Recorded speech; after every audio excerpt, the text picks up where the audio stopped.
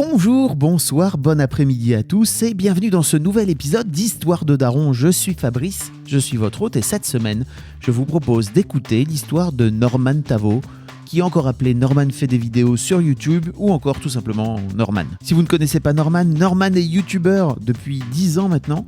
Il est également humoriste, il monte sur scène et il a annoncé il y a quelques mois sur ses réseaux qu'il était désormais papa. Et ça nous a tous fait un choc, je crois. Je sais aussi que vous attendiez énormément Norman en tant qu'invité puisque vous avez été environ 452 à m'envoyer des messages spontanés pour me demander de faire un épisode avec lui. Ensemble, on parle de son envie d'enfant, de la façon dont il s'est préparé pendant la grossesse, de l'accouchement aussi, de sa vie de désormais papa d'une petite fille de 6 mois, mais aussi de sa vie de beau papa, puisque Martha, sa compagne, avait une grande fille qui a aujourd'hui 10 ans. Un très très grand merci à Norman d'avoir bien voulu se livrer à mon micro, et c'est d'autant plus cool que c'est sa toute première intervention de tous les temps dans un podcast audio. J'espère que vous aimerez autant cette conversation que j'ai eu de plaisir à la mener avec ce bon Norman. Si vous aimez Histoire de Daron, je vous invite à vous abonner à ce podcast, à lui mettre une bonne note sur vos applis de podcast préférés. Vous pouvez aussi écouter Histoire de Daron sur Spotify, sur Deezer et même sur YouTube. D'ailleurs, si vous avez 3 minutes, passez donc venir mettre un petit commentaire sur l'épisode sur YouTube, ça me fait toujours très plaisir. Vous pourrez retrouver tous les liens dans les notes de cet épisode. Merci d'avance pour tous vos commentaires, vos bonnes notes et vos bonnes vibes, et je vous laisse en compagnie de Norman.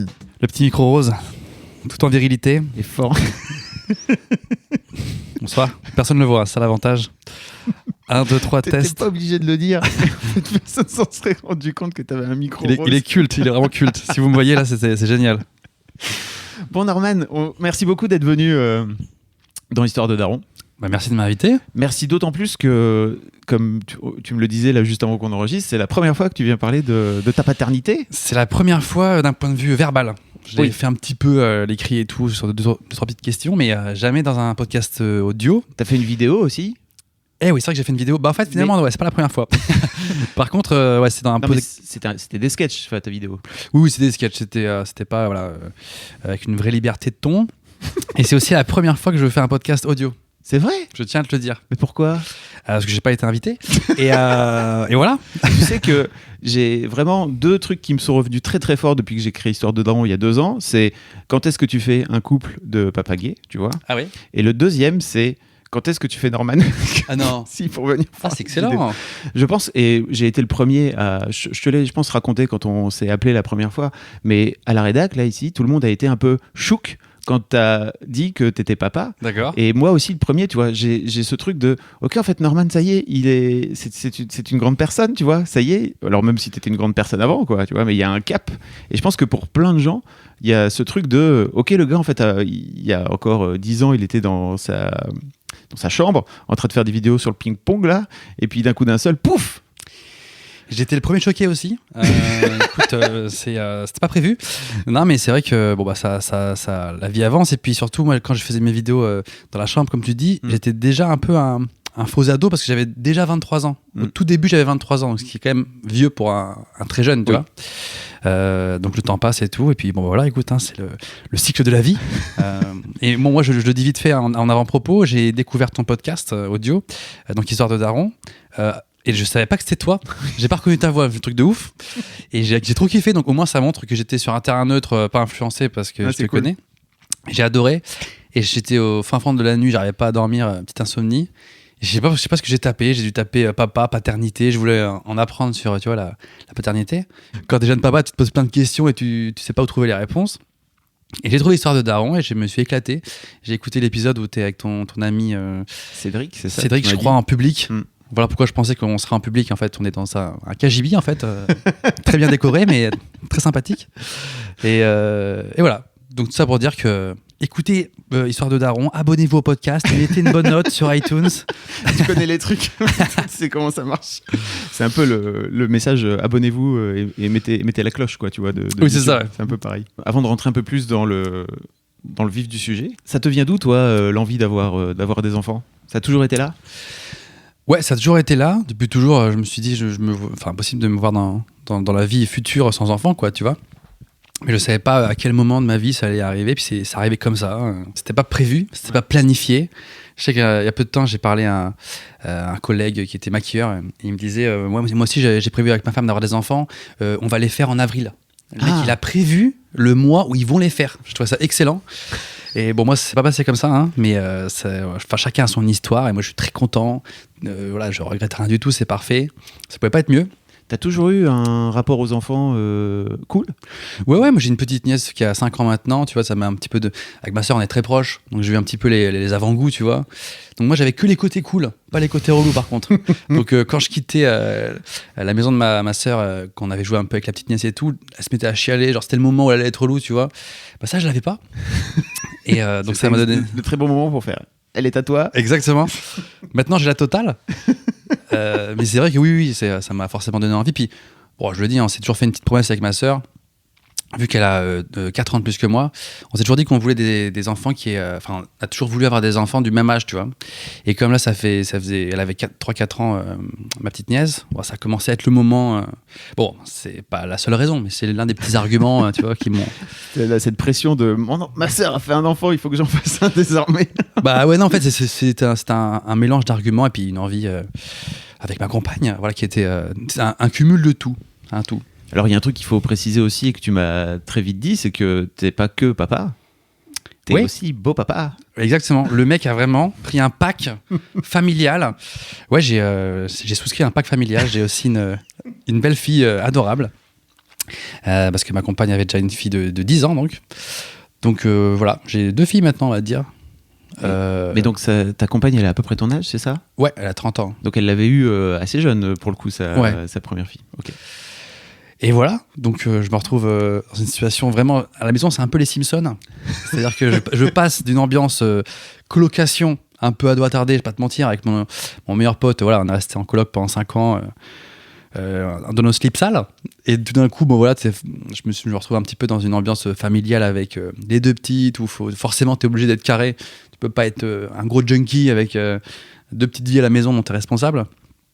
Donc tout a changé. Bizarre. Ouais, ça fait bizarre, ouais. Mais est-ce que c'était... en fait, est-ce que tu t'étais préparé à ça aussi, à te dire, ok, en fait... alors déjà, j'imagine que tu as très vite su que tu allais être beau papa. Quand tu... Oui, ça j'étais au courant. Elle te l'a pas gardé dans un coin en disant « Surprise !» Ouais, bien sûr. Trop bien, donc tu t'es retrouvé avec 2 enfants en même temps. Ouais. Comme ça, une grande, hein, parce qu'à 10 ans, ça y est, ça commence déjà, c'est pré-ado, quoi. Et puis un tout petit bébé, donc. Du coup, j'ai un peu le sentiment de griller un peu les étapes avec la grande, parce que bon, elle a 10 ans, donc il y a des problématiques d'un enfant de 10 ans. Et je me dis, ah putain, merde, je suis en train de spoiler ce qui va se passer avec la petite. Je suis dégoûté. T'es en train de te spoiler ta future vie de... C'est ça. Ceci dit, t'as 10 ans devant toi ou zéro spoil. Oui, exactement. Zéro spoil. Et j'imagine que c'est un sacré ride. L'enfant en bas âge. Ouais, oui, c'est clairement un ride. Le mot est très bien choisi. C'est un sacré ride. Ah ouais, j'en ai même fait une vidéo, hein, même 2 vidéos. Ouais. Cette nuit encore, comme je te disais, en off. Très compliqué. À 6 mois, elle fait passer de nuit, elle se réveille en pleine nuit, tu te rendors plus. Moi, je cumule mes insomnies chroniques, parce que je suis un gros insomniaque. J'en ai même fait des vidéos. Plus le bébé qui se réveille. Ouais, c'est un peu tendu, ouais. Et t'arrives pas à gérer tes insomnies avec l'enfant qui se réveille. C'est un peu ça le problème. Ouais, j'arrive pas à synchroniser. Ouais, ça... Mais bon, à chaque fois on se plaint. Franchement, c'est un bonheur de malade mental. Je suis très très heureux. On va en reparler. Comment ça s'est passé l'annonce de la grossesse ? Tu sais, le moment où t'as appris que t'allais être papa. On n'était pas complètement sûr. Tu vois, donc la maman elle disait, je crois, il me semble que je suis enceinte. Bon, c'est jamais très clair au début. Hein. Bon, c'était une volonté de votre part à tous les deux d'avoir un enfant. On était un couple assez jeune, assez frais, quoi. Ça faisait un an et quelques qu'on était ensemble. On avait déjà parlé de ça un petit peu avant quand même. Mais c'est vrai qu'on est entre guillemets allé vérifier, tu vois, avec une échographie pour voir si elle était vraiment enceinte. Et c'est là en fait que moi j'ai réalisé, qu'on l'a vraiment appris. Ok, c'est officiel, paf, t'es enceinte. Je sais pas, ça s'est fait tellement en cascade d'affilée, tu vois, un enchevêtrement d'événements, etc. Et ça c'est voilà. Je sais pas comment expliquer, c'était le moment, le lieu, le moment, ça a été instinctif, naturel, quoi. Tu vois, rien de prémédité, rien d'organisé, rien de planifié. Alors, il y a peut-être des familles et des couples qui font différemment, mais je pense que dans ma façon de vivre depuis des années, je suis pas du genre à tout planifier, à tout préparer. Donc des fois, je me dis, si ça s'était pas passé comme ça, peut-être ça se serait jamais passé. Enfin, tu vois, tu te poses pas de questions. Et puis ça arrive à plein de couples en plus, hein, tu vois, de faire des enfants comme ça en disant c'était pas spécialement prévu et puis pouf, et d'un coup d'un seul, en fait ça marche bien au final. En fait je trouve ça assez beau Parce que ça donne le sentiment que c'est presque l'enfant qui a choisi, qui est venu qui est venu de lui-même à la vie, toc toc, ça vous dit que je vienne ou pas, tu vois. Et ça, je trouve ça pas mal. C'est con, hein, mais... Est-ce que tu as cette sensation que ton enfant est venu dans ta vie en faisant toc toc est-ce que je peux venir ou pas? Putain, j'ai vraiment des images débiles. Franchement, un peu, hein. Franchement, un peu, parce que... Non, mais c'est intéressant. C'est encore plus beau, je trouve. Ouais. Tu vois, que de dire, c'est quand même très beau quand tu prévois de l'avoir. Et puis, bon, faut le dire, hein, y a des couples qui essaient d'avoir des enfants pendant 10 ans qui arrivent jamais, tu vois, à cause de, soit la stérilité, soit ça matche pas entre les deux, tu vois, et être très, fertile. Oui, c'est ça, c'est le terme. Ouais, c'est le terme. Mais comment ça s'appelle? Compatible, voilà. Tu veux dire? Être bien compatible et bien fertile et tout, c'est quand même une vraie chance, quoi. Donc, quand tu apprends que ta compagne est enceinte et tout, tu peux. Ouais, c'est incroyable, quoi. C'est incroyable. Et tu l'as appris donc sur le moment de l'écho, qui en plus. Disons que ça a été authentifié au moment de l'écho. Okay. Ouais. Donc, j'ai carrément vu la forme, j'ai carrément vu le cœur qui bat. Ouais, ça met une pression, ouais. Ça met une pression, putain. Ouais. En fait, c'est même un peu irréel. Hein. C'est dur de. Moi, je trouve, de réaliser, tu mets des mois à réaliser. Même quand il est là, tu mets encore du temps à réaliser. Même aujourd'hui, des fois, je réalise pas, quoi. C'est ouf. Il y a un truc qui est un peu commun à tous les futurs pères. Je pense qu'il y a cette notion de ça n'existe pas en nous, en fait. Tu vois, qu'il y a un truc qui est plus clair chez les futures mamans, tu vois, qui, par exemple, de base, ont des nausées les toutes premières semaines, quoi. Comment t'as vécu, toi, la grossesse, justement, en n'étant pas capable de te rendre compte, comme tu dis, cet aspect un peu irréel? Et c'est une bonne question. Alors, moi, je me suis mis à lire plein de bouquins. Ouais. J'ai acheté plein de bouquins sur Internet, tout et n'importe quoi. Et alors, il y a des bouquins qui sont très intéressants, qui apprennent des choses, etc. Et des bouquins de blagues à la con. Tu lis ça et tu te dis, j'ai pas envie de rigoler, en fait, là. Là, j'ai envie que vous me donniez des infos, tu vois. Ils disent, les questions à pas poser à la maman, qui est le père? Putain, c'est des grosses blagues beaufs comme ça. Et putain, c'est pas le moment de rigoler, tu sais. Donc, j'ai lu pas mal. Bon, elle s'est documentée à mort, et puis en plus, elle avait déjà l'expérience d'un premier enfant, oui. donc tu vois, j'étais un peu entre guillemets. J'ai pris le mode easy, le mode maman confirmée, ça c'est cool. Donc, ça a enlevé un stress, même si c'est très stressant. Donc voilà quoi, écoute, en fait. Et émotionnellement, comment tu le vis, toi, cette période de grossesse? En tout cas, moi, je me souviens que c'est vraiment des grosses claques dans la gueule tout le temps, quoi, tu vois. Ouais. En fait, tu revois ta vie de A à Z. Tu vois, tout d'un coup, c'est une étape hyper importante. Donc, tu scindes ta vie en deux. Il y avait avant, il y aura maintenant. C'est vachement important comme c'est un tournant, tu vois, définitif. Donc, ça fait hyper peur. Moi, j'ai beaucoup stressé et tout, mais bon, c'est normal, tu vois. En plus, c'est dans ma nature. T'es un peu comme ça, j'ai l'impression aussi. T'es un anxieux, non, de base? Moi, je suis stressman. Hein. Et surtout, quand je disais aux gens... Tu vois, quand je disais aux gens, est-ce que je dois assister à l'accouchement ou pas, est-ce que tu penses que c'est important et tout, qu'on n'a jamais me réconforté. À chaque fois, ils disaient, ouais, c'est vraiment stressant, vraiment, tu vas bader. Tu vois, les gens, ils m'angoissaient encore plus, putain. Et c'était une période très complexe, ouais. Donc, on n'a pas fait de séance de je sais plus comment ça s'appelle, de massage. D'aptonomie. Exactement. On voit que t'es calé. Hein. Mais ça fait des années que je taffe. Ouais, putain, c'est expert, ceinture noire, ouais. Ceci dit, j'ai pas fait d'aptonomie moi, mais je savais un petit peu j'ai appris ce que c'était, quoi, après par la suite. T'as assisté, par exemple, aux préparations à l'accouchement? Alors j'ai vraiment été présent tout le temps, sauf c'était un choix la seconde où elle est sortie, parce que c'est une fille, je le précise.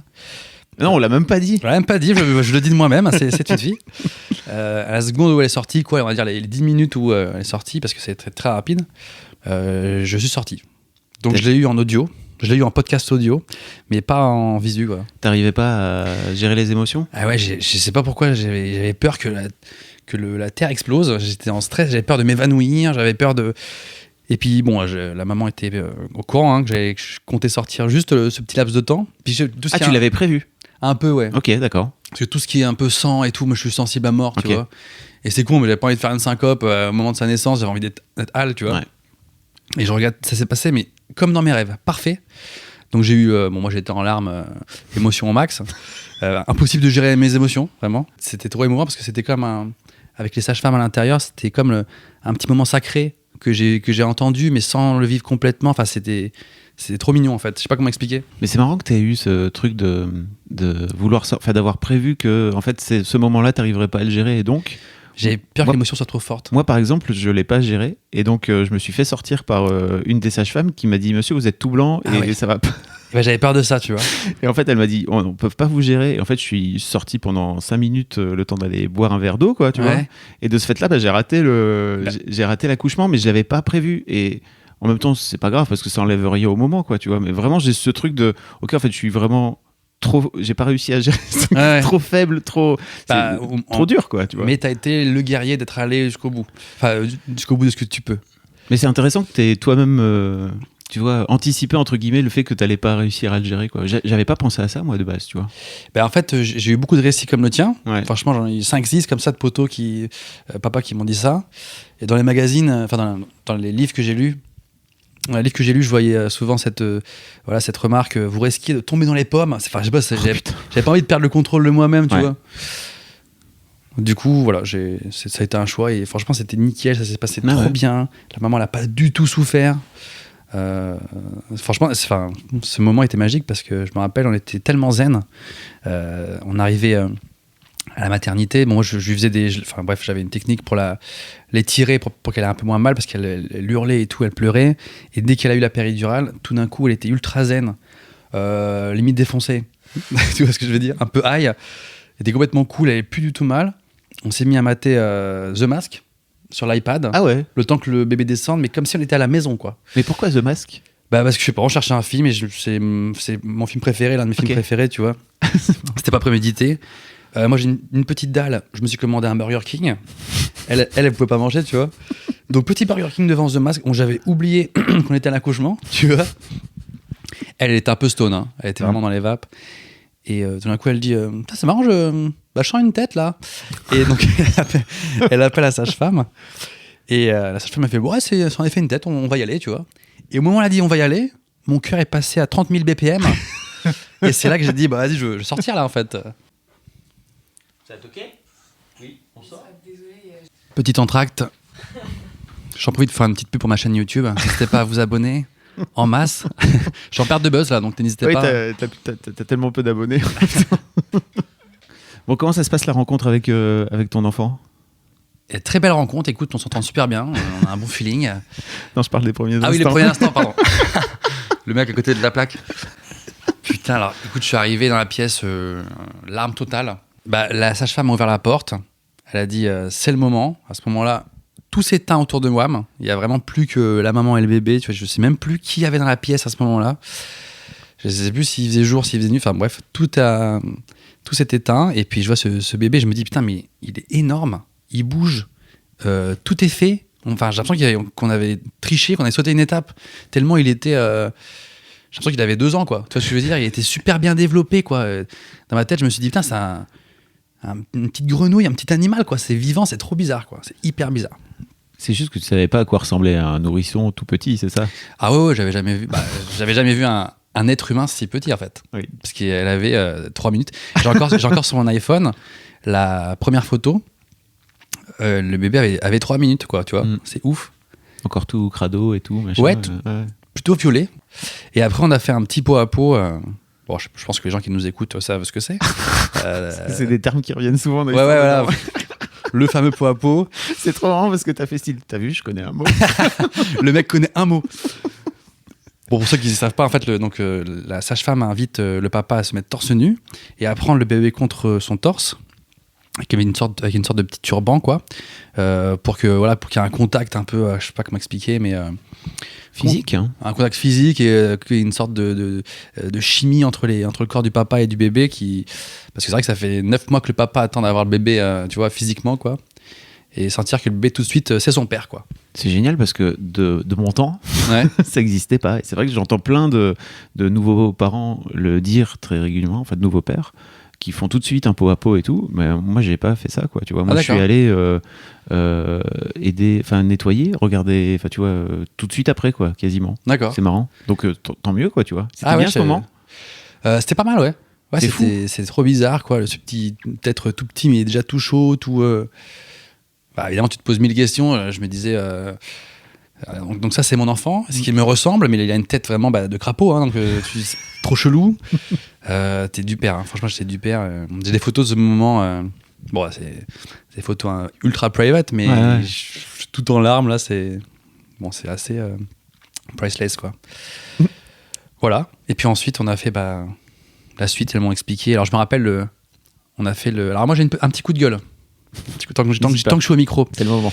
Alors je sais pas si c'est dans notre maternité en particulier, que je citerai pas, mais c'est trop bizarre parce que là, on est dans le podcast des darons. Dans la maternité, rien n'est fait pour accueillir les papas. Donc dans les chambres, dès que les femmes ont accouché, elles dorment dans la maternité quelques jours, tu vois. Il y a un lit pour la maman et aucun lit pour les papas, mais même pas une paillasse, quoi. Tu vois, il y a une chaise. Et je leur dis, écoutez, vous devez être un petit peu habitués à cette situation, puisqu'on a 10 par jour, où je peux dormir, et là, elle me propose cette chaise. C'est quand même incroyable, tu vois. Bon, bref, ça m'a saoulé sur le moment, donc on a réfléchi à chercher un pneumatique, à dormir par terre, et finalement, je me suis vu à dormir à la maison tout seul, première nuit où ma fille est née, quoi. C'est un peu triste, tu vois. Bon, bref, surtout quand c'est avec notre argent. Mais j'ai pas envie de parler de politique.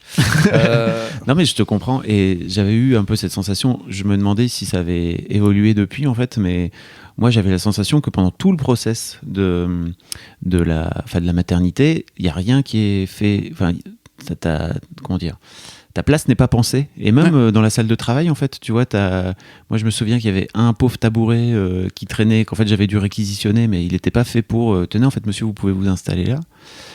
Et c'est pareil, je suis rentré tout seul. Alors, je sais pas comment tu as vécu toi, mais moi, j'ai chialé ma race vraiment tout le long de la nuit, jusqu'à je sais pas quelle heure, parce que les émotions ressortaient, okay. quoi, tu vois. Mais j'étais tout seul, en fait. C'était trop relou d'être tout seul. Ah ouais, non, je suis entièrement d'accord. Ouais. On se rejoint là-dessus. Alors, évidemment, c'est clairement pas la priorité au papa, parce que la maman, elle fait 100% du travail. Ça, on est entièrement d'accord. Mais franchement, une chaise en bois à côté, c'est pas grand-chose. Et tu te sens un peu con parce que tu sais pas où te mettre. Et puis surtout, c'est assez triste de quitter la maman et ton nouveau-né. La première nuit, c'est super triste, quoi. Franchement, c'est pas grand-chose, un lit de place, c'est pas grand-chose, une petite paillasse à côté du pieu, enfin pour le papa, quoi. Je trouve ça un peu chelou. Parce que ma première fille, elle est née vers 20h, 21h, je pense, un truc comme ça. Donc en fait, assez rapidement après, tout le monde allait se coucher, quoi, tu vois. Donc j'ai très peu de temps de ce fait-là, tu vois. Ouais, je dirais pas que ça gâche ce moment, mais c'est un peu dommage, quoi. Sur le moment, ça m'avait bien saoulé, ouais. Ok. Mais t'as raison de le dire, je pense. Et je pense que plus les pères vont le dire, ils vont se rendre compte qu'en fait, c'est pas très normal. Et j'espère qu'il y a des futurs papas qui nous écoutent.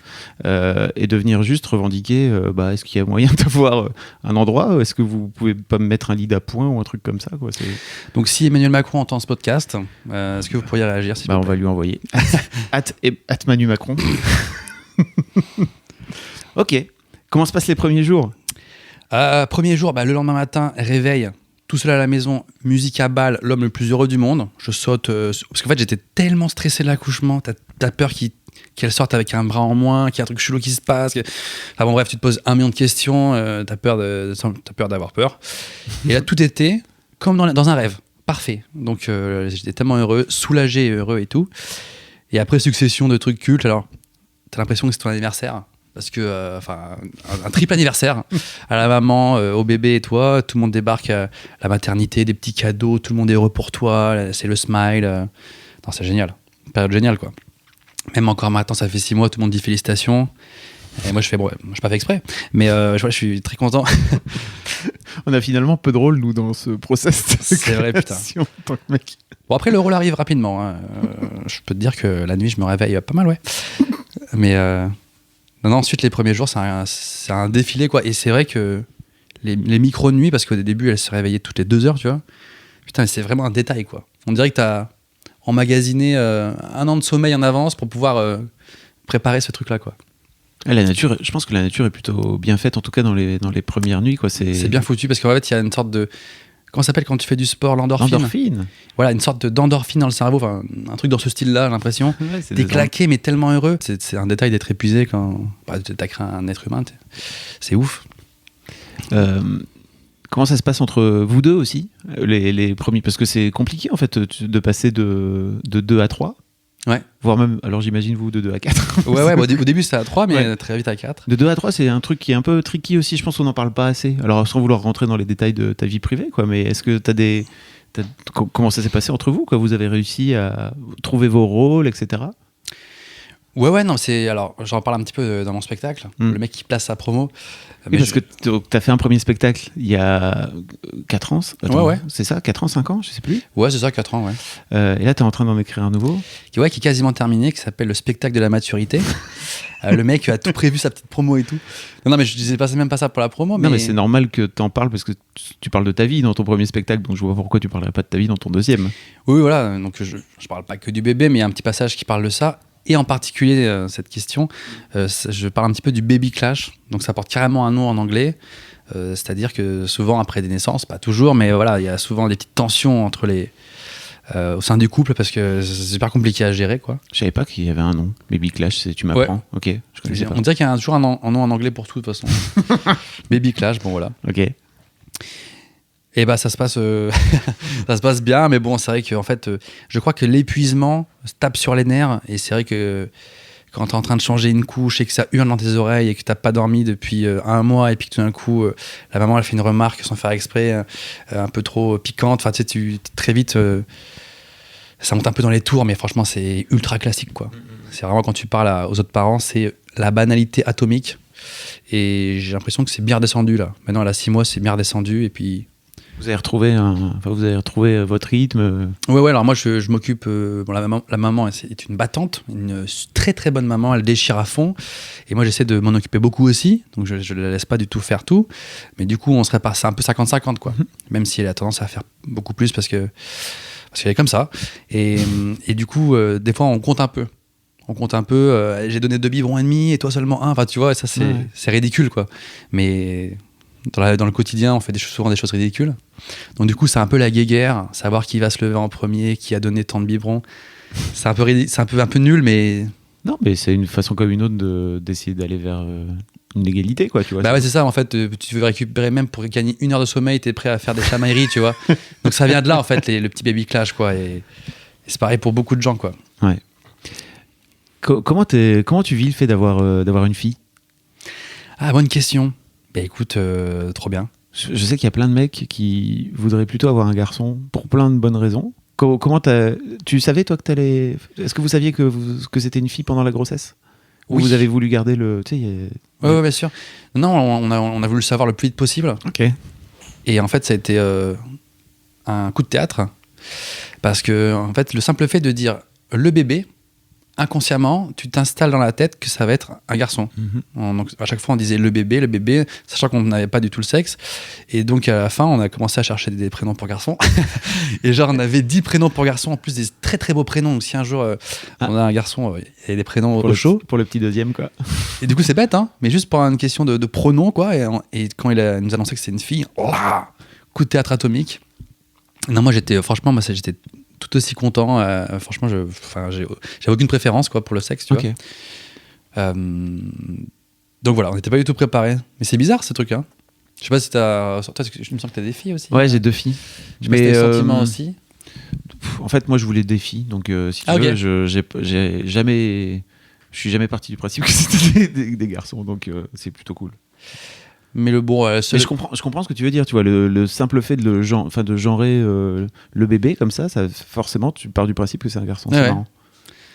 Donc si jamais il nous avait dit c'est un garçon, on aurait fait ah bah tu vois. Et si là il nous a dit c'est une fille, donc on a fait non. Voilà, quoi.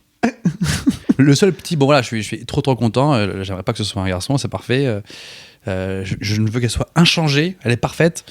Mais c'est vrai que le petit point qui nous amuse, c'est qu'à la maison, c'est fille-land, quoi. Tu vois, je suis le seul garçon parce que voilà, dans ma famille, il y a vraiment que des filles, tout le temps. Et puis, il y a déjà une petite sœur. Enfin bref, donc du coup, c'est assez assorti, quoi. Tu vois, c'est parfait, quoi. Donc moi, quand je rentre à la maison, je dis salut les filles. Ouais. Parce qu'il y a 3 filles à la maison, tu vois. Ouais. Donc, je suis pareil. C'est un petit côté, c'est un côté rigolo, quoi. Mais c'est compliqué parfois de trouver sa place de ce fait-là. Non? En fait, ouais. C'est un truc que je ressens moi, hein, donc parfois je suis là, ok, venez, vous voulez pas... Ils sont souvent à 3, quoi, tu vois. Ouais, je vois ce que tu veux dire. Mais moi, j'étais assez habitué à ça, donc ça me convient, en fait. Ok. Voilà, quoi. Bon, cool. Et donc, comment ça se passe, le rôle de beau papa, là-dedans? Ah, ça c'est une bonne question aussi. Hein. C'est vrai que ça c'était pas non plus, j'étais pas prêt non plus à ça. Et bah écoute, super bien. En fait, bon voilà, je vais garder son anonymat et tout. Hein. Par respect pour sa vie privée, notre vie privée, mais c'est une enfant extraordinaire, très sage, très gentille, enfin trop facile à vivre, très attachante. Donc à ce niveau-là, et je me suis rendu compte que même si c'est pas le tien ou la tienne, très vite tu t'attaches à un enfant quand tu vis avec, parce que c'est tellement naïf, tellement immaculé, tu vois, il y a que des pensées positives dans la tête d'un enfant, quoi. Très vite s'attache à toi et du coup tu t'attaches à lui ou à elle. Donc très vite tu la considères comme un peu ta fille, quoi. Même si elle a son papa qui est indétrônable, évidemment. T'as quand même un rôle à jouer, toi, j'imagine, dans son quotidien de ce fait-là, quoi. Ouais, mais ça a été un peu dur parce que, en plus, moi, j'ai jamais eu de petite sœur ou petit frère, enfin, à part ma petite nièce, tu vois. Du coup, j'ai jamais vécu vraiment avec un enfant à la maison, quoi. Et ça se fait très naturellement, quoi. Alors, je préviens les gens qui sont dans mon cas, l'humain est prévu pour. Donc, vraiment, c'est un flow très simple, quoi. Ça vient naturellement et... Voilà, quoi, tu commences par l'aider à faire ses lacets, l'aider à faire ses devoirs, le préparer à manger. Ça, tu n'y penses pas, tu vois. Je pensais pas qu'il fallait préparer à manger aux enfants, tu vois. C'est des trucs cons. Je savais pas qu'il fallait faire les devoirs. Dans ta coloc que tu avais avec ton poteau. Jamais de ma vie, je me suis dit, tiens, je vais devoir faire ses lacets le matin, tu vois. Surtout qu'il y a un truc, comme tu disais, ça te spoil un peu, mais ça te fait aussi sauter tout un tas d'étapes que par exemple moi j'ai vécu, parce que j'ai jamais vécu avec une enfant de 0 à 10 ans d'un coup d'un seul, quoi, tu vois. Donc ça te fait avancer dans des étapes qui te permettent d'arriver à 10 ans à ok, en fait on va faire tu vois, par exemple avant d'aider à faire les devoirs, on va t'amener à la maternelle, quoi, tu vois. Toi d'un coup d'un seul t'as fait ok, le grand saut, et en plus des devoirs, elle a 10 ans, je fais putain, ils sont un peu compliqués les devoirs là. Je me dis putain, si j'arrive pas, je suis vraiment le roi des cons. Et ça, elle me fait faire des maths et je fais attends, je prends la calculette pour vérifier. Ouais, c'est spécial, mais franchement ça glisse, c'est très simple. Et le truc qui est très cool dans mon cas, c'est elle peut un peu surveiller la petite quand même. Bon, elle a 10 ans, donc on la laisse évidemment pas seule à la maison, jamais ou quoi, mais quand tu pars dans une pièce pendant un petit moment, tu peux lui dire ouais, jette un œil sur la petite et tout, et ça fait une mini aide en plus, tu vois. Pas chercher un lange. Ok. Ouais, je connais le mot lange aussi, hein. Ça fait de toi un adulte. Il y a quelques semaines, il y a des amis qui sont venus à la maison pour récupérer En fait, on donne très vite les vêtements de bébés de 0 à 3 mois. C'était un jeune couple et qui était un peu stressé parce qu'ils allaient... la maman l'a accouché dans quelques mois. Et du coup, pour la première fois, je me suis mis dans le rôle du papa qui fait non, mais soyez cool, ça va bien se passer, vous inquiétez pas. Je vous explique un petit peu. Et j'ai apprécié. Parce que, tu vois... Parce que tu commences à avoir, j'imagine, tous tes potes qui commencent à avoir des enfants, là. Ouais, il y en a pas mal, ouais. Et c'est une fin de chapitre. C'est le moment où tu me dis, il faut que tu me relances maintenant. Je suis pas encore habitué, c'est mon premier podcast. Soyez indulgents, mettez 5 étoiles. Hein. Non, je voulais parler aussi de la façon dont tu as géré ça aussi sur les réseaux sociaux, etc. Tu as quand même décidé de parler du fait que tu étais papa. Ouais. C'est des prises de tête, toi, où à un moment donné, tu t'es dit, est-ce que j'en parle pas, comment... Alors, c'est une excellente question. Parce qu'en fait, dans ma situation, les gens me regardent beaucoup, que ce soit dans ma vie privée ou même les viewers de YouTube, etc. Les gens jugent énormément. Donc, ta décision, ce que tu dis pas. Et sauf que la décision que tu vas prendre, c'est la tienne. Il faut l'assumer à 100%, tu vois. Donc, il y a plein de gens qui sont d'accord, pas d'accord. Et moi, j'ai dit un truc très simple. J'ai dit, je sais comment ça marche, les réseaux sociaux et Internet. T'es dessus depuis longtemps. Hein. Je suis dessus depuis longtemps et je sais que si j'ai un bébé, ça va se savoir. Et j'ai pas envie d'être dépossédé de l'information, que quelqu'un le dise avant moi, que tout le monde en parle dans mon dos et que ce soit comme un truc qu'on me prend, tu vois. Surtout dès que ça concerne ton enfant, ça rend fou. Donc je préfère le dire solennellement. Et jamais je la montrerai, je l'ai jamais montré, j'ai jamais dit son prénom et tout. Peut-être un jour, ça évoluera peut-être. T'as même pas dit que t'avais une fille, je pense. Hein. Si, j'ai dit que j'avais une fille. Ah, sur... ok, d'accord. J'ai raté alors, sans doute. Ouais, non, mais je l'ai dit discrètement. Bon, voilà. Okay. J'avais hésité un peu à le dire, finalement, je l'ai dit parce que bon, faut pas non plus être parano, tu vois. Ouais. Mais bon, bref, j'ai décidé de le dire bien solennellement et tout. C'est moi qui l'ai dit et personne ne pourra m'enlever cet acte symbolique, tu vois. Donc, ça, c'était bien prévu et c'est mon choix. Il y a des gens qui ont dit pourquoi t'en parles, c'est la vie privée et tout. Mais c'est mon choix. Puis d'autres qui m'ont dit vas-y, montre-la. Non. Bref, voilà, il n'y a pas de modèle. Chacun choisit, quoi. Et je pense que j'ai choisi la solution qui me scie le mieux dans mon cas, quoi. Tu vois. Parce que les gens qui me disaient non, parle pas et tout, c'est des gens qui ont pas du tout, entre guillemets, ma notoriété sur les réseaux ou quoi, et ils savent pas les répercussions qu'il peut y avoir. Ce que ça implique. Ce que ça implique. Ouais. Oui, parce que quoi qu'il arrive, les gens te voient dans la rue. Et, oui, voilà. Et en fait, tu vas pas t'empêcher de sortir dans la rue. Enfin, je pense que tu te fais reconnaître dans la rue. Bah oui, non, c'est clair. Donc c'est trop bizarre que les gens disent tiens, c'est bizarre, Norman pousse une poussette là. Pourtant, tu vois, donc plutôt que d'attendre ce moment bizarre, je préfère largement le dire. Et puis surtout, j'en étais j'en étais très fier, tu vois. Oui, donc, je pense aussi, comme tu dis, c'est un chapitre de ta vie. Et effectivement, t'es passé du gars qui fait des vidéos sur le ping-pong non, mais c'est clair. et à vivre avec ta coloc, etc. dans un autre chapitre de ta vie. Comme tu dis, t'en parles aussi dans ton spectacle. Donc j'imagine que ça fait du nouveau matériel pour toi, entre guillemets, quoi. Ah bah c'est clair. Attends, je vais te dire un truc. On était en scène. Il y en a plein, des histoires à raconter de ce fait-là. C'est clair. Dans le stand-up, c'est la paternité, la maternité, c'est un chapitre très exploité. Et quand j'ai annoncé à mon metteur en scène que j'allais être papa et tout, bon, il était très content pour moi. Puis au bout de quelques appels, il m'a dit putain, ça va faire du bon matériel sur scène, ça, bien wesh. C'est cool, ça prévoit au moins 10 minutes de vannes et tout. Ouais, tu pourrais même faire un spectacle complet. Hein, mais bon. Ouais, non, c'est clair. Ça sera pour ton 3e. Ouais, non, mais en même temps, je peux comprendre que avant d'avoir un enfant, je m'en foutais complètement. Enfin, je m'en foutais. Je me dis, tiens, ça, c'est pour plus tard, ça. Et quand je voyais des humoristes en parler sur scène, je trouvais ça cool, mais c'est pour ça que à petite mesure. Ouais, je comprends. Donc, j'ai décidé d'en parler un peu sur scène, mais j'en parle 5-10 minutes. Tu vois, c'est assez ponctuel. Bon, si ça vous intéresse, j'en parle. Et puis sinon, je vous fais pas chier avec ça non plus. Ouais, tu continues à parler de jeux vidéo, par exemple. Ouais. Parce que c'est important. Alors, t'es vraiment venu me voir sur scène, ça me fait plaisir. La fois où j'ai testé un truc sur le jeu vidéo, c'était trop bien.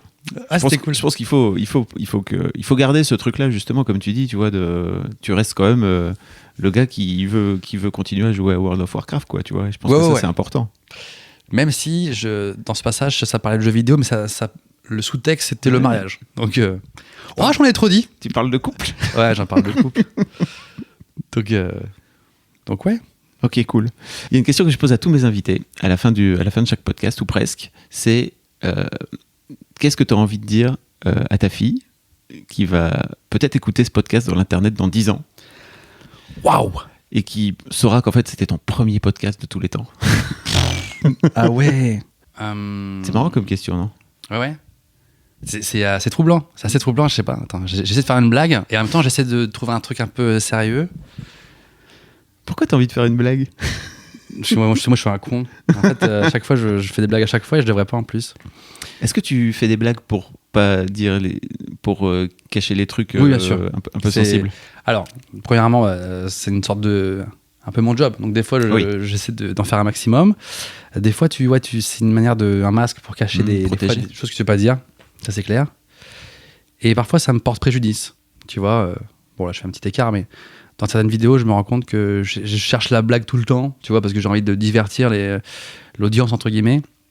On monte le truc, et puis les gens ils disent « Oh putain, t'es pas forcément respectueux avec les gens à qui tu parles et tout, tu fais que de la blague, comme si t'étais... comment ça s'appelle tu les prenais de haut et tout, et en fait, je suis super sympa avec les gens, mais hors caméra, parce que je cherche tout le temps à faire que du second degré, tu vois. Et j'ai pas encore ce truc de dire, d'être face à caméra... hyper sincère et remercier les gens et très tu vois, je travaille là-dessus en fait. Et c'est pas impossible que la paternité t'aide dans ce sens-là? Ouais, franchement t'as raison, parce que naturellement tu mets un peu plus en avant tes émotions, elles sont tellement fortes quoi que tu peux pas passer à côté. Et déjà rien que le fait que tu viennes parler là, c'est hyper intéressant. Ouais, mais en plus franchement, je te le dis, je me suis pas forcé, oui, ça me fait très plaisir. Non mais je veux dire, j'espère bien. C'est pas ce que je voulais dire. Ce que je voulais dire, c'est que ça m'a pas fait peur ou quoi. Ouais. Ça m'a fait super plaisir direct. Non, mais écoute, si jamais tu m'entends, je peux pas dire son prénom. Oui. C'est quand même un beau petit souvenir quand d'entendre ça, parce que moi, quand j'avais 10 piges, enfin, je sais pas, ça n'existait tellement pas, le numérique et tout, t'as très peu de souvenirs de toi, t'as 2-3 photos numériques dégueulasses, tu vois, et du coup, ça donne une autre vision de... du coup, j'ai l'impression qu'il va avoir un historique bien précis de toute sa vie, entre les photos, entre les témoignages, entre ce témoignage audio. Et voilà, j'espère que tu vas apprécier. Je n'ai rien trouvé à dire. Tout en essayant d'ouvrir mon cœur, j'ai rien trouvé. Non mais si, c'est intéressant cet aspect je trouve. En fait, elle va entendre ce témoignage que, par exemple, moi, j'ai jamais entendu de la part de mon père. Ouais, c'est vrai. Je sais pas si ton père t'a déjà raconté tout ce process de grossesse, Bah oui, voilà. comment il a vécu les premiers jours, les premiers mois avec toi, mais jamais moi. Purée, t'as dit avec tes mots ce que je pensais, c'était exactement ça, mais... non, mais c'est vrai en plus. Mon père, quand je lui parle... Ok, je vais raconter un truc. Mais ton père, c'est un gars du Nord, déjà. Ouais, il faut remettre un peu... On vient tous les deux du Nord, hein. Ah, gamin. bah, macho. Ah, ça va aussi. En fait, mon père, je dois dire un truc, c'est que j'ai plus ma mère depuis que j'ai 15 ans aussi, tu vois. Donc ça, c'est aussi un manque, tu vois, bon, affectif évidemment, mais sur plein d'informations que j'aimerais avoir, donc je les ai eues plus jeunes. Ma sœur, elle laissait un peu, mon père, il laissait, mais il est toujours un peu nébuleux, donc j'espère que tous ces petits témoignages, qu'ils soient en vidéo, en photo, en audio, ça pourra lui servir à avoir une trace de ses premiers instants, tu vois. Elle a des photos d'elle, elle aura des photos d'elle à 3 minutes de vie. C'est incroyable. Tu vois, nous, on connaîtra jamais ça. Pas ça. Et t'as la sensation que peut-être aussi ton daron, c'est peut-être compliqué aussi pour lui de se revivre ce genre de moments parce que c'est des moments très forts, quoi. Tu vois que toi-même tu sais, hein, en couple. Donc je me dis que peut-être aussi il a tendance à évacuer le truc en disant voilà, et puis il réinvente le truc à sa façon, quoi. En tout cas, moi j'ai la sensation que je peux éluder certains trucs qui sont compliqués pour moi quand j'ai pas envie, tu vois, avec mes enfants. Et ça m'a permis de pouvoir peut-être mieux comprendre mes enfants. Enfin, mes parents, pardon. En tout cas, mon père. Ouais. Une fois que je suis daron, je sais pas si ça t'a fait un peu la même chose, quoi. Ouais, complètement, ouais. Complètement. Et ça répond à des questions, en fait. Je vais peut-être aller un peu loin, mais c'est presque de l'ordre du spirituel, quoi. Je sais pas comment expliquer, mais tu comprends des choses. Des fois, tu es aussi plus indulgent avec certains comportements. Ça, c'est pas grave. C'est un détail. Tu revois les priorités, en fait. Tu vois. Alors, ça veut pas dire qu'il faut être un connard avec les gens, hein, ça n'a aucun rapport. Des fois, on dit aussi, tu fais un peu le tri aussi dans tes relations. Ça, c'est pareil, sans aucune méchanceté ou dédain ou mépris. Tu vois. Mais en fait, la priorité, ça devient ta famille, la survie de ton ou tes enfants. Donc, ça devient un peu une pyramide des priorités. Et puis, les broutilles, les embrouilles un peu futiles et tout, ça vient vraiment en dernière catégorie. Donc, pour compléter ta remarque, en effet, tu repenses un peu tout, que ce soit affectif ou relationnel, quoi. C'est peut-être ça, en fait, devenir adulte. Ouais, c'est vrai. Hein. Franchement, c'est clair. Hein. Il n'y a pas plus adulte que le cap d'être parent. J'ai rarement rencontré un jeune papa ou une jeune maman hyper adolescent. Tu vois, Et tu peux devenir adulte très jeune aussi quand t'as un enfant, tu vois. Moi, ce que j'ai aimé chez ma compagne quand je l'ai rencontrée, c'est son côté maman, ultra mature, et justement, parce que ça a tendance à materner aussi, voilà, jamais trop non plus, mais ça m'avait intrigué et attiré en même temps, parce que ça donne un aplomb, un charisme, et tu vois, tu te sens plus fort, en fait. Tu te sens invincible. T'as pas pu t'empêcher de faire une vanne, tu vois. Non, mais j'aimerais le placer, mais invincible avec des énormes cernes, mais Bon, merci beaucoup, Norman. J'espère que j'ai été un bon client, un bon comment ça s'appelle, invité. Un bon invité, en fait. Ouais. C'est pas client du tout parce que je paye pas, mais j'espère que j'étais un bon invité. Mais oui, bien sûr. Tu t'en doutes? Non, mais rarement je joue l'exercice freestyle, tu vois. Donc, des fois, c'est ça, oui. Ok. C'est que tu as tendance en général à tourner des trucs qui sont écrits, voilà, que tu montes après. Et tout est prévu, etc. Et des fois, je me dis, est-ce que je parle trop vite? Mon cerveau, il va 200 à l'heure. J'ai dit plein d'idées en même temps, les gens ont dû rien comprendre. Non, je pense. Enfin, en tout cas, moi, de l'extérieur, j'ai la sensation que c'était très clair ce que tu as dit. Ouais, cool. Si j'avais pas compris, je t'aurais fait. Hein, okay, tu as un interlocuteur en face de toi. Tu vois, c'est pas comme sur YouTube où tu fous ta vidéo, après t'as des gens qui font. C'était nul. Ouais. Là, tu vois ma réaction en direct. Quoi? De quoi? Merci beaucoup en tout cas d'être venu. Merci. Je suis content de t'avoir reçu pour la première fois dans un podcast. Donc n'hésitez pas si vous écoutez. Tu sais, souvent les gens qui font des podcasts, ils écoutent des podcasts aussi. Ouais. Donc peut-être. Si vous voulez avoir Norman en podcast, regardez, personne ne veut l'inviter. Je sens que je vais faire ma tournée des podcasts là. Et ça va être trop cool parce que moi, la vérité, j'adore les podcasts audio. J'en écoute plein, dont le tien. Est-ce que c'est un truc de daron, les podcasts audio? Je sais pas. Non, je pense pas, parce que tu vois, par exemple, il y a plein de lectrices de Mademoiselle qui écoutent et qui le font dans des trucs du style. Alors, toi, par exemple, je pense que tu l'écoutes le soir quand t'as tes insomnies ou t'es en train de donner un bib à ton bébé et tout, parce que c'est un truc qui est un peu cool, quoi, qui te permet de t'occuper le cerveau. Mais il y a des gens qui l'écoutent dans les transports ou en faisant le ménage, alors qu'il y a peut-être un truc de daron, mais quand t'es étudiant aussi, tu fais le ménage, quoi. Tu vois, donc voilà, quoi. Oui, non, mais carrément, mais c'est vrai qu'il y a... Bon, j'ai un peu niqué ton outro. Non, pas du tout. En ce moment, il y a... Enfin, ça, comment dire, c'est un petit peu le buzz des podcasts audio, ça marche de mieux en mieux. Moi, je regarde un petit peu, tu vois, j'aime bien savoir les tendances, qu'est-ce qui est écouté et tout, et j'en écoute beaucoup, comme tu dis, dans les insomnies, ou même quand tu fais la vaisselle, quand tu fais un truc, c'est... ou quand je joue à WoW, justement. Et ça marche du tonnerre, quoi. Ouais. Donc c'est cool, j'espère que ça va continuer à marcher pour toi, et c'est sûr que ça va marcher. En tout cas, merci beaucoup d'être venu, ça me fait plaisir. Et puis merci. Surtout, merci de t'être livré, parce que c'est effectivement la première fois que tu parles du sujet, ça m'a fait plaisir que ce soit dans mon podcast. Non, je suis très, très fier, très honoré, merci de m'avoir invité. Si vous voulez voir Norman sur scène, c'est bientôt, alors c'est ça ? Si vous voulez me voir gratuitement, je joue en ce moment tous les soirs quasiment au Paname du mardi au samedi, le Paname Art Café à 14 rue La Fontaine-au-Roi à Paris. Mais le vrai spectacle, voilà, en bonne et due forme, bien terminé de A à Z, ce qui est quand même un peu plus sympa, ça commence à la Cigale à partir du 18 décembre 2019. Voilà, du 18 au tout décembre, tout janvier, et puis ensuite ce sera en février au Casino de Paris, et à partir de mars dans les Zéniths de France, wow. et pas que d'ailleurs. Cette fois-ci, on va aller un petit peu à l'étranger, dans des communautés françaises. Ah ouais. Ouais, au Canada, aux États-Unis. Ainsi qu'au Pérou, voilà. Non, pas le Pérou. Une blague pas drôle, on peut la couper. Merci beaucoup, Norman, c'était cool. Merci, man. À bientôt. Ciao. Et voilà, c'est terminé. Merci beaucoup d'avoir écouté jusque-là. Mais ne partez pas tout de suite, j'ai encore des trucs à vous dire. Tout d'abord, rendez-vous chaque premier et troisième lundi de chaque mois pour un nouvel épisode d'Histoire de Daron directement dans votre appli de podcast. Un rapide mot pour vous dire que si vous aimez mes entretiens, j'ai un nouveau podcast que j'ai appelé Histoire de succès et qui devrait vous plaire. J'y rencontre des personnes, anonymes ou déjà médiatiques, pour discuter avec elles des particularités de leur parcours qui les a menées vers leur succès.